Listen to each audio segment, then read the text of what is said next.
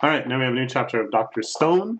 They have made their first sighting of someone not from Ishigawa Village, and also not revived from the stone pyramids, or the stone statues. Pyramids, what am I thinking?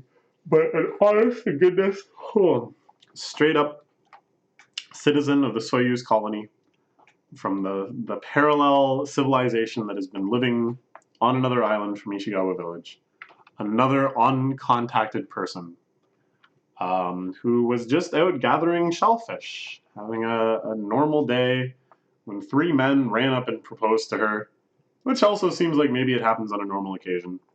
And now Gen is proposing his new plan. We're gonna seduce her.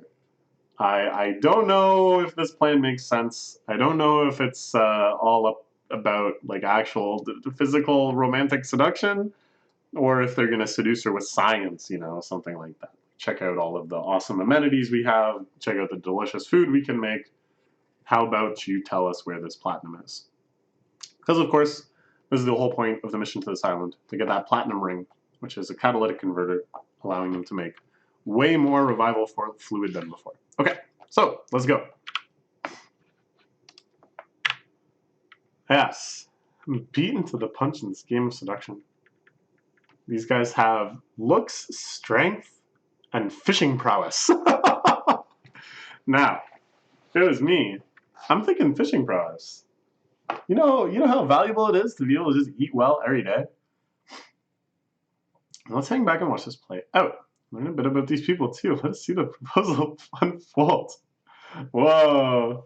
Kohaku is surprisingly into this. I think deep down, she might have kind of a romantic streak to her. That she's easily caught up in stories like this. Okay, it's the island's greatest beauty. Here we see a cover page with our kind of cast for this arc. I'm thinking the Soyuz guy is maybe going to be the one that gets with her in the end. Just based on this one page alone. Clearly he's infatuated, and clearly his good deeds, selflessness, and courage and such are going to be rewarded. Anyways, I'm surprised at the kind of levity of this arc. I said it was sort of Oda-esque. It reminded me of One Piece, this idea of kind of like throwing you in deep, where our first introduction to all four of these characters is them doing something like really baffling. But what isn't so Oda-esque is that the introduction of the arc isn't at a time of the outset of adventure. Well, I mean, it sort of is, but it's also at the time of great tragic crisis. All of their comrades have been petrified, and the perpetrator is on this island. Like, this is the most danger they have ever been in. If the guy just pops out and zap and petrifies them, that's just GG. That's it. That's entirely game over. So the fact that they're having this sort of goofy adventure with the islanders proposing to each other and all sorts of stuff like this is like baffling to me, but whatever. I'm super into it. I'm down. Okay. My heart is pounding. Forgive me if I say something silly. You've all made me so happy. Why you'd want a girl like me. The lily's blooming. Once again confirmed. The true winner is Kohaku. I can hold a candle to your beauty. Wow, Soyuz is completely, of course. Ooh, but look at this. She uses one of the shellfish to spray something in her eye, a bit of seawater, I guess, to make her tear up, to make her tearful declination, her tearful rejection, all the more convincing. So not only is she a bit of a schemer in this regard, like an emotional schemer, but she has quite a good knowledge of how these shellfish work and how to provoke them and stuff. So that's kind of intriguing too. Okay. They come for me tomorrow. It's my fate to join the master's harem. 3. Understand, don't you, what happens to everyone if we defy the master? Ooh, okay. A lot to say about this. So first off, very interesting that she seems to have an excuse that is legitimately sad, legitimately unfortunate and tragic. right? She has to join this harem. She can't possibly defy him. So why does she have to fake cry? Is she actually excited for this? Does she actually love the master? Is she actually excited about the power that she'll get? So that's interesting. Then we see this cut to the stone statues that are underwater.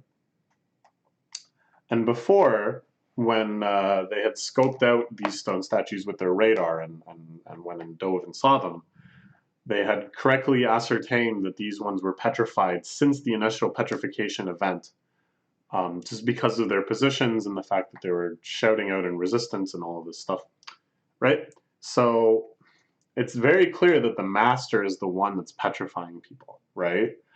That's what's made clear to us, the reader, because of course it cuts from her saying, you understand what happens if we defy the master, to seeing these stone statues that's in the same panel. But the characters, like Senkyu and them, it didn't cut to the stone statues in their perspective. You know what I'm saying? So I don't know. I mean, I'm sure Gen and Senkyu, just kind of the way their mind operates, they're immediately going to think, oh, the master probably is the one that has the petrification power. But it's kind of interesting to me. It's still, there's like a gap, and in this series, it's pretty rare that we have a gap between us and Senkyu. Normally, if anything, the gap is the other direction. Senkyu has already figured out the next 12 chapters worth of things that will happen, and we, the reader, are just kind of stumbling along behind him, picking up his clues. Now it's the opposite. For once, it might be, for just the rest of this page, the opposite. That Senkyu isn't sure what she means when she says, you know what happens if we defy the master, but we, of course, know you're going to get statued.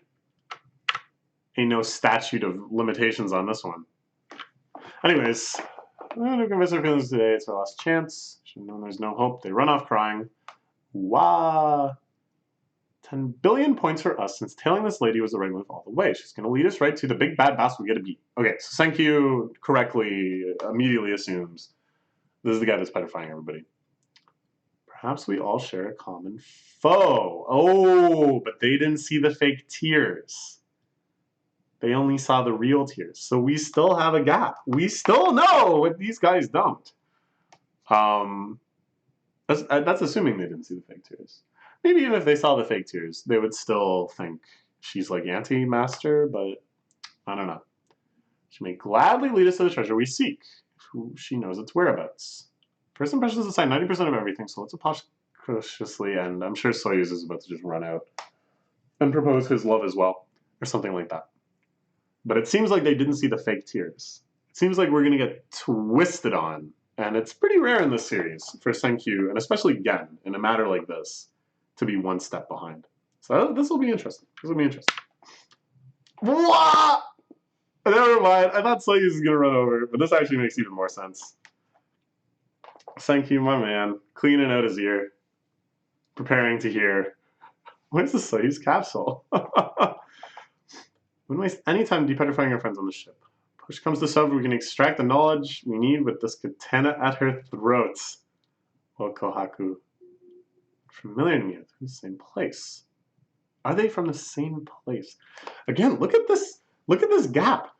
We can read her thoughts, but we can't. But Senkyu can't. It's crazy to me. This is going to be interesting. How much they push this gap. More and more, it seems like we're seeing primarily this girl's perspective. That it's almost like more her arc than our protagonists. Interesting. Okay. Beldir Soyuz. You are the master. I love you. Huh? What the heck? Okay. So is he a descendant of the master? Is that why he was sent away? Because the master was killing everyone that looked like him? He's been petrified. Look at the leader, and the other three didn't seem to be from this island. One way, he's sort of like our master. Senkyu's the chief. He's officially the chief. I love you. It's full of intelligence. Yes, that's it. The face. Oh, Senkyu. Blah, blah, where's the treasure? Whoa. So she's got like a whole scheme going on here. However, I'm not. Wouldn't you know? Just remember, I'm your dear master. Oh, again. Okay, so she's got a little scheme here. Seems to be the thing. Where she's, but like, what is she getting out of this? Because she knows these are just people, like, and then there is actually an actual master whose harem she's preparing herself to join, it seems. Really heavy foot.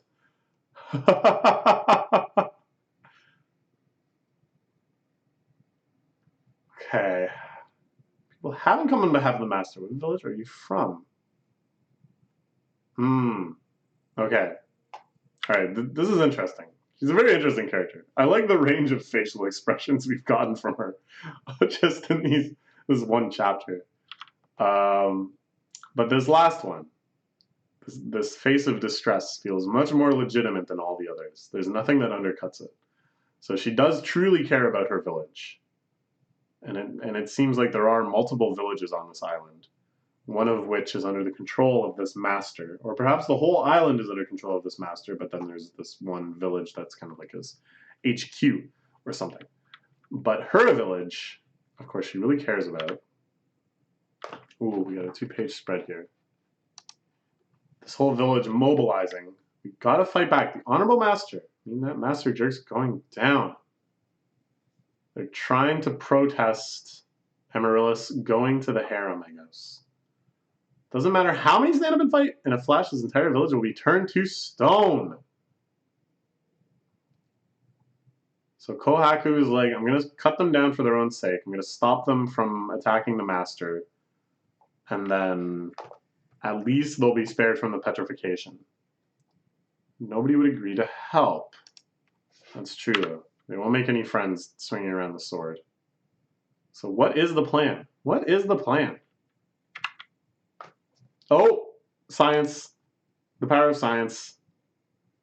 Gen had something strapped to his back the whole time. This crazy tear gas turret. Dang, a scientific way to stop a riot. Well, there you go. This is a pretty insane shot.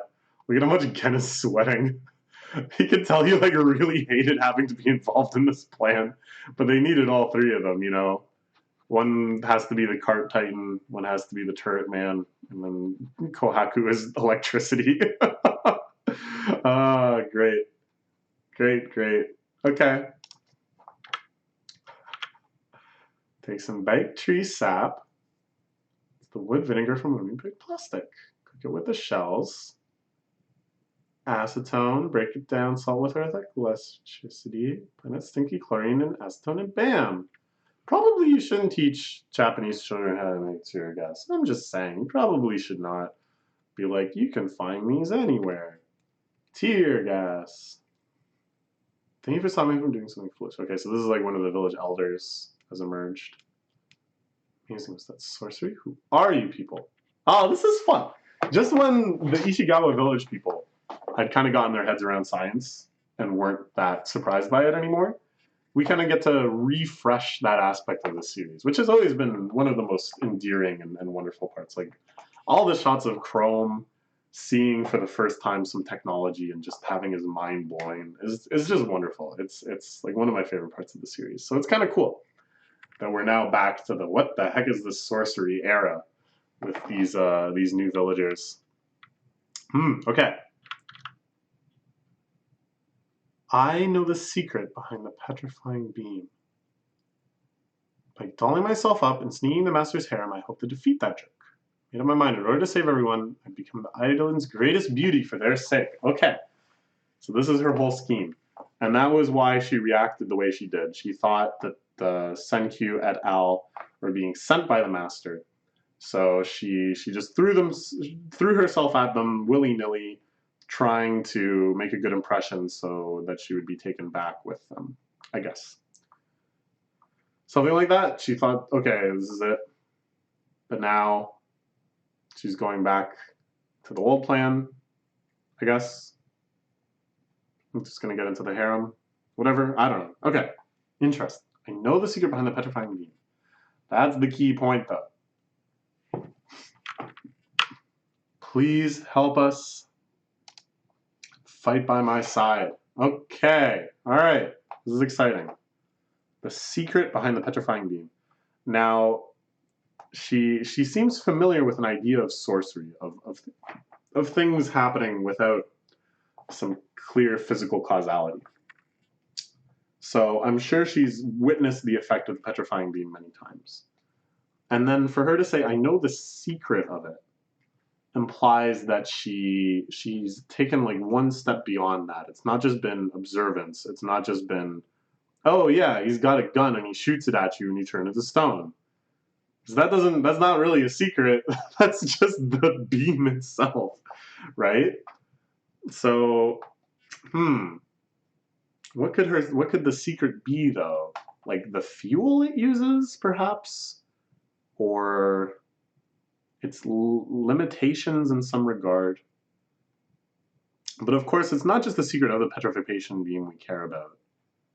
It's not just the whether or not we can harness it on our own, which of course is helpful for like Tsukasa and as like a new medical technology, the strategic petrification and depetrification of wounds. But really what we care about is like, who is Y-Man? Why is he here? What level of technology is he at? Will he just keep petrifying people? Can we stop him somehow? These are more the real concerns of the series. So this isn't all the way there yet. But this is still some pretty crazy endgame stuff. To say, I know the secret of the petrification beam is equivalent in the series to saying, I know what One Piece is, or you know, things along that level of seriousness. So it's pretty crazy. Let's look forward to the next chapter. We are learning a lot, really fast. Good stuff. Bye-bye for now.